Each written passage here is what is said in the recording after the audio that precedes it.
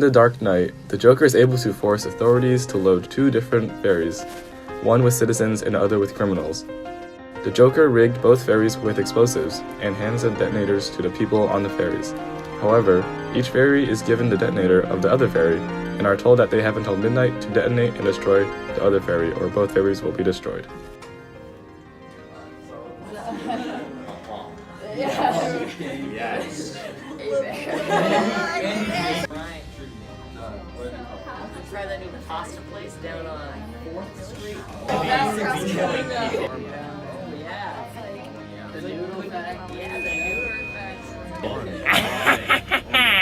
Tonight, you're all going to be part of a social experiment. I'm ready right now to blow you all sky high. Anyone attempts to get off their boat, you all die. Each of you has a remote to blow up the other boat. But at midnight, I blow you all up. If one of you presses the button, I'll let that boat live. So what's it gonna be? Harvey Dent's most wanted scumbag collection? Or the most innocent sweet civilians? You choose. You might want to decide quickly, because these people on the other boat might not be quite so noble. Oh my god. Oh my god, this is the detonator, guys. I don't want to touch it.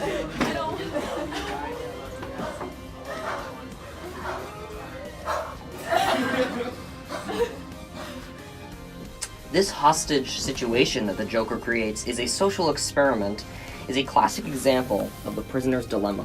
In the prisoner's dilemma, two people have been arrested for committing a crime where they work together.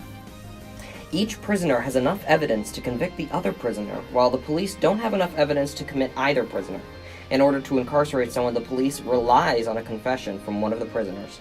This situation is set up so both parties in question, the criminals who committed the crime, don't have any communication with each other to try and both get out scot-free. Therefore, the police confront both prisoners and offer them a deal of freedom if they give evidence against their partner in crime. Now, with all these conditions in mind, the prisoners must think of the following criteria. They need to decide to confess, or cooperate, and give evidence against the other prisoner, or stay quiet and defect. They need to think about whether their partner in crime will confess and give the evidence. The best deal for both prisoners is to stay quiet so they both only get 1 year in jail.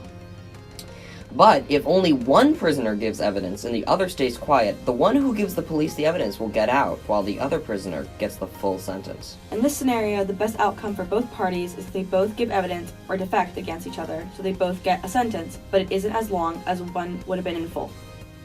So, in the movie, the prisoners are the ferries, and the effect of defecting is killing all the people on the other ferry. Also, not doing anything kills everyone on both ferries. These details make the prisoner's dilemma less optimal for both parties.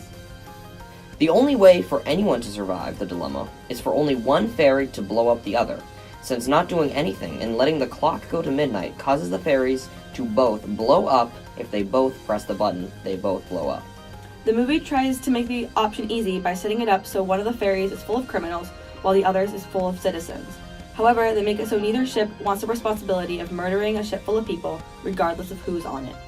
Spoilers! At the end of the scene, neither ferry decides to blow up the other ferry to save themselves, and the people wait until midnight, where Batman ends up defeating the Joker, and no one on the ferries die.